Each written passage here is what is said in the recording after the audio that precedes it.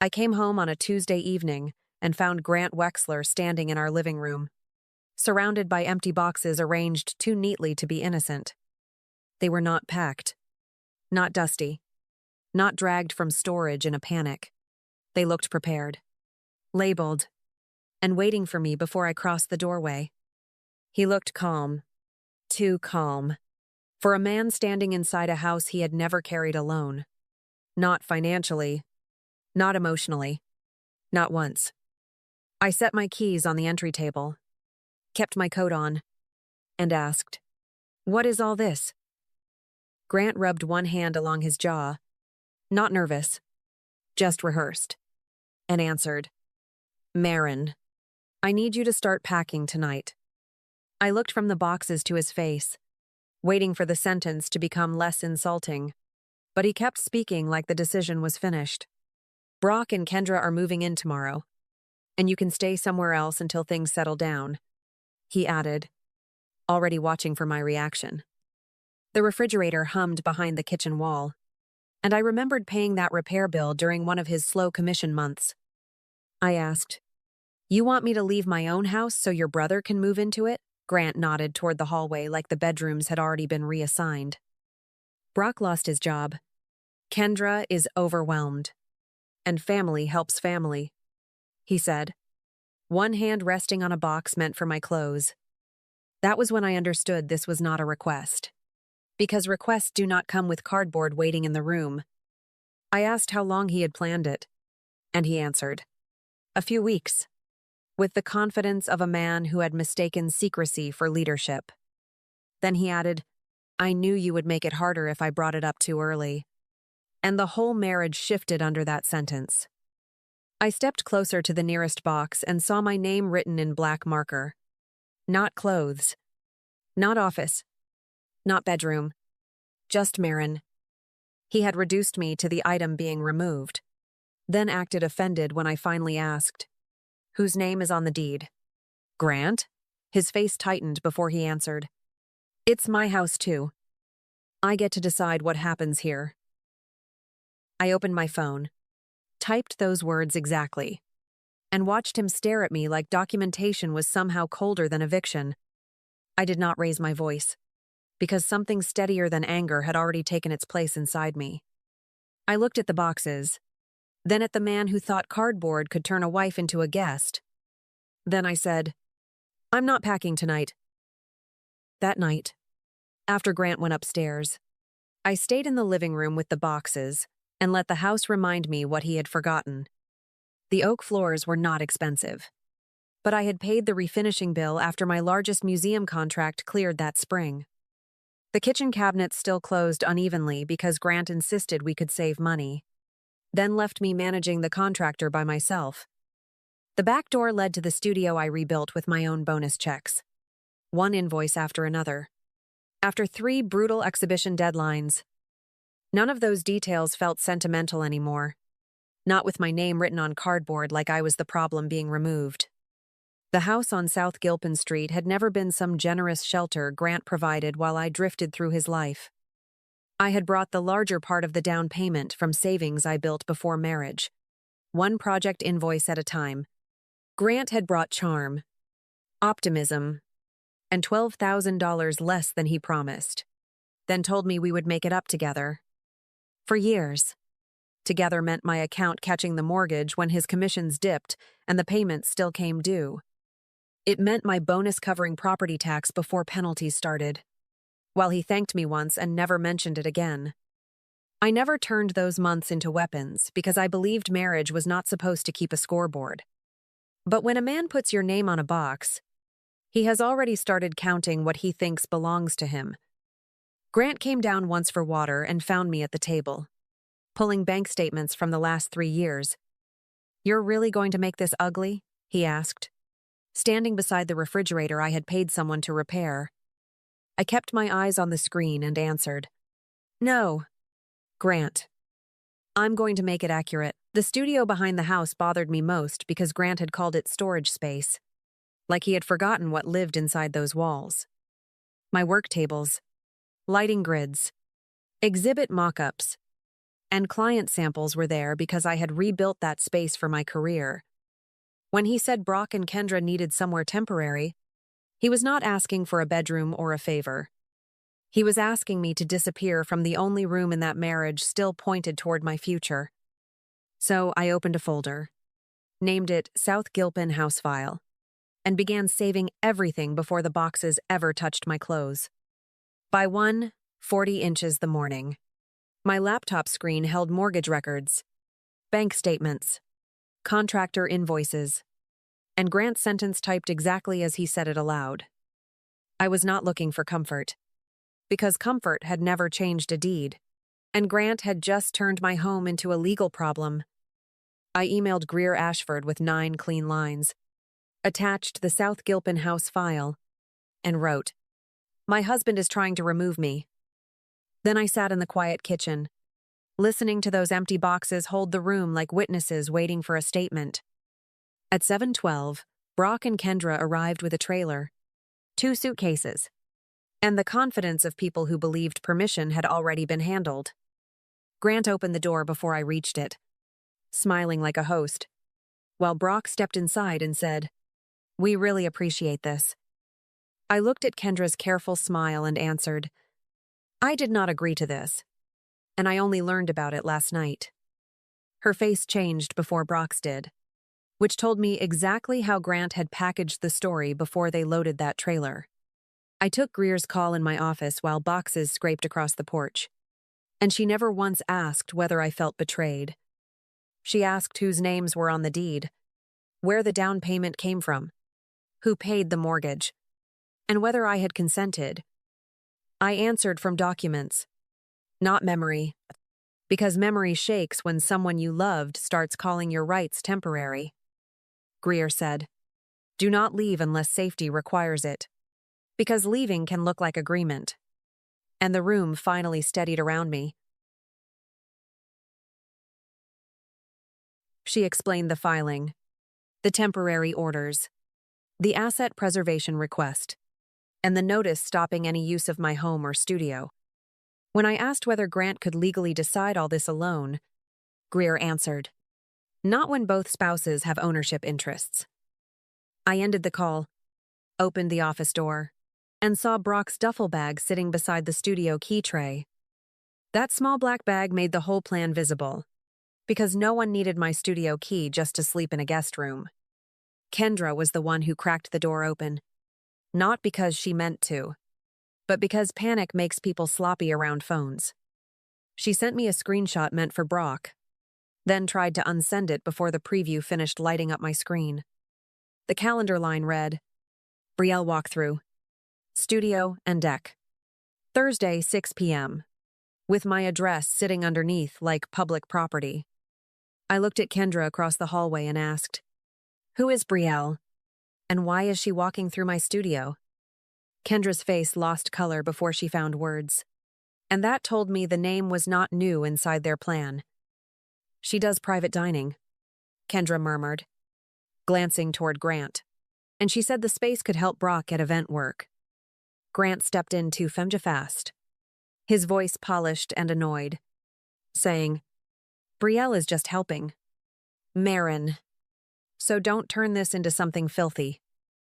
I forwarded the screenshot to Greer before answering, because Grant had trained himself to survive conversations, not documents. Inside my office, I searched Brielle Sutton and found her website within 30 seconds. All cream fonts and promises of intimate Denver dinners. Her newest proposal described a confirmed private studio near Wash Park, with a garden deck, soft lighting, and limited seating for 12 guests. The photos were not stolen from some rental site. They were my studio, my deck, my lights, cropped carefully enough to erase me. I stared at the PDF title, Sutton Private Table Launch, and felt the boxes in the living room become smaller than the lie behind them. Brielle was not some confused woman who had wandered into a marriage and believed whatever Grant whispered after midnight. She had built a sales pitch around a space she did not own, had not rented, and had never been given permission to use. When I faced Grant with the proposal, He looked first at the file name, then at my face, and chose denial too late. "It was only an idea," he said, while the word confirmed sat on the page between us like a signed confession.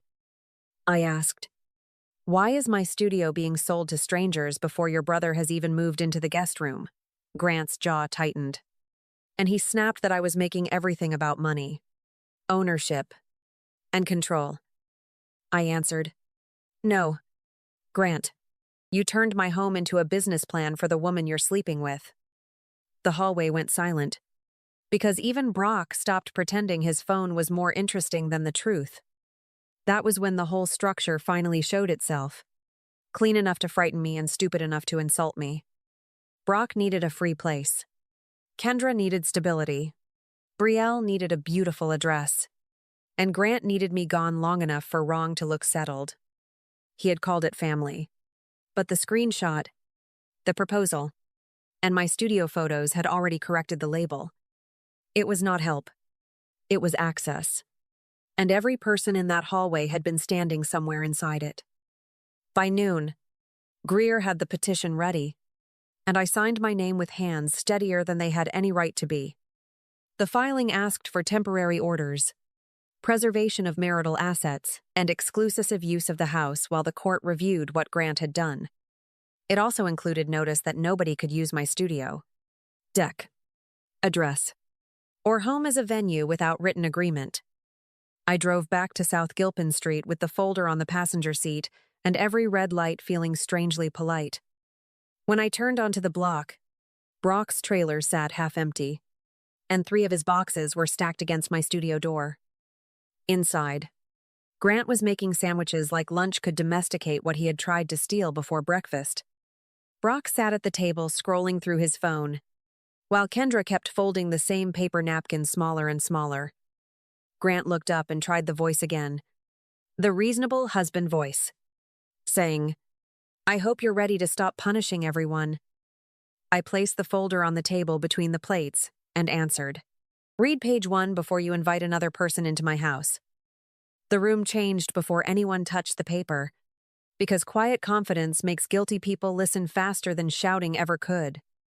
Grant opened the folder, read 3 lines, and the color left his face in a way no apology could fake. "What is this?" landed weaker than he intended, and I watched Brock finally put down his phone. I said, "It is a legal filing, and it stops this house from becoming whatever you promised without me." Kendra whispered, "Grant, you said she was fine with it," and that sentence did more damage than anything I could have added. Grant turned toward her too quickly, then back to me, and every face in that kitchen understood the lie had lost its shelter. He pulled me toward the hallway and lowered his voice like volume had been the problem all along. "You're really going to destroy our marriage over my brother needing help?" I looked past him at Brock's boxes by my studio and answered, "No. Grant, you used your brother to move another woman into my future."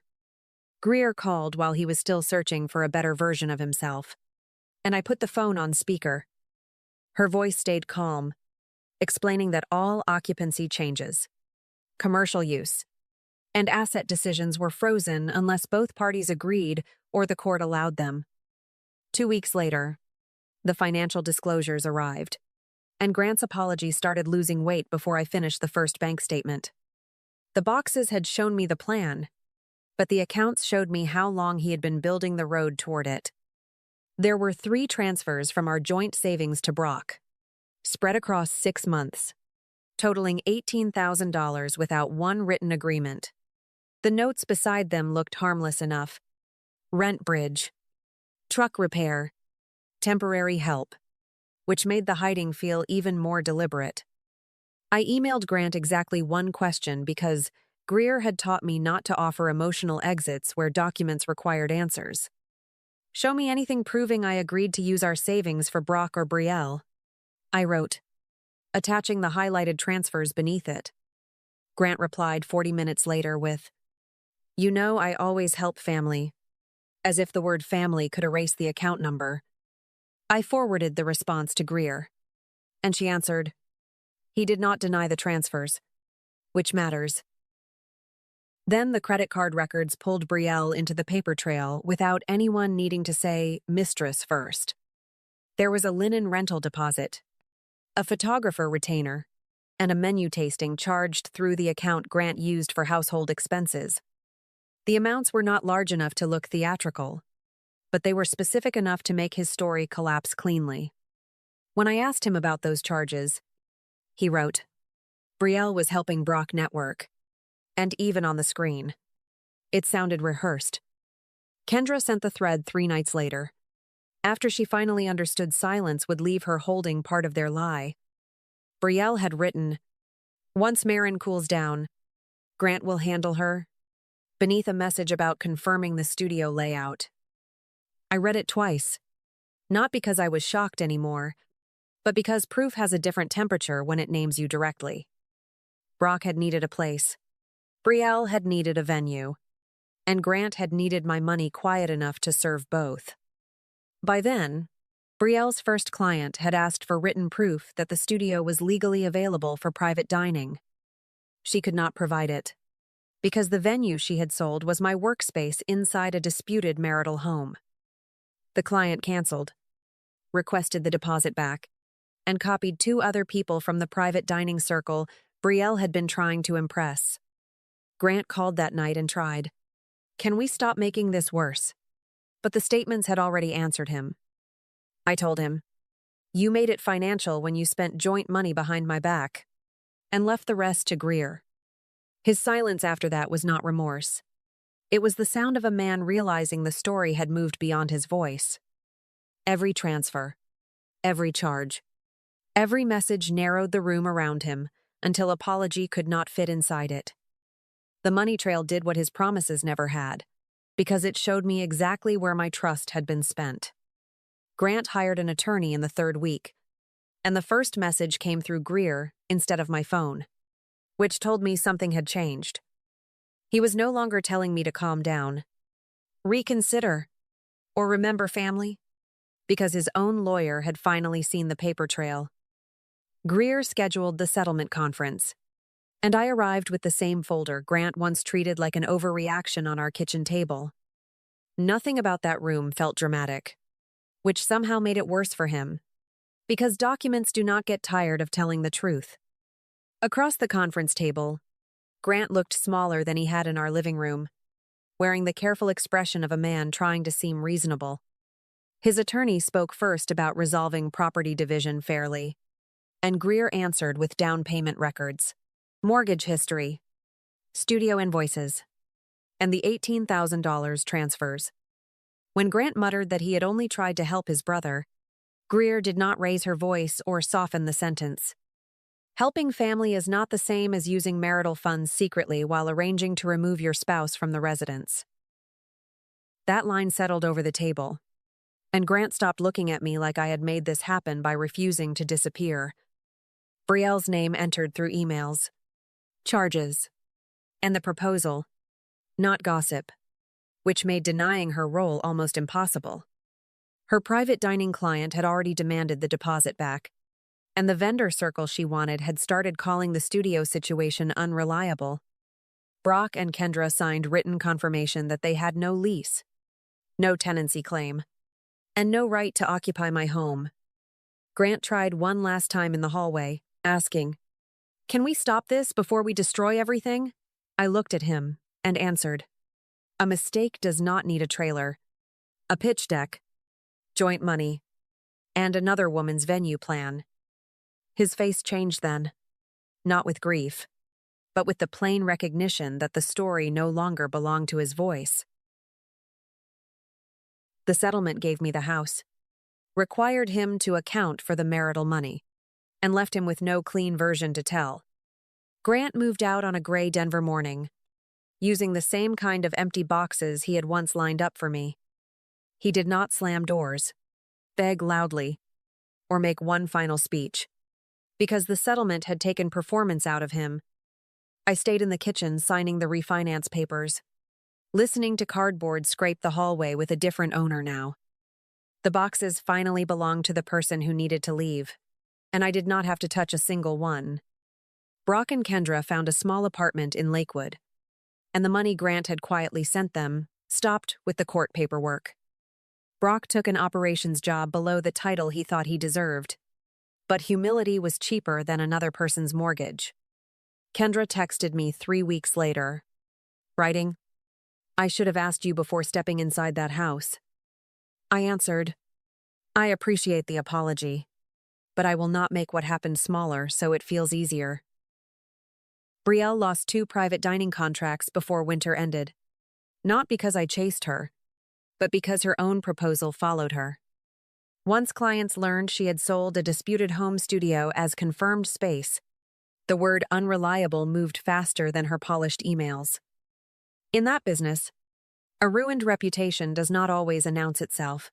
Sometimes, it just stops receiving invitations.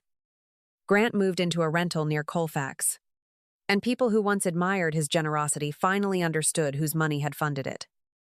I kept the house on South Gilpin Street, legally and completely, with my name carrying the mortgage alone. The first weekend after the papers cleared, I painted the living room a deep green Grant would have called impractical. I replaced the kitchen table, changed the locks, and moved my studio key onto a brass hook beside the back door. No one called that room storage again. No one scheduled strangers inside it. And no one used temporary to describe my future.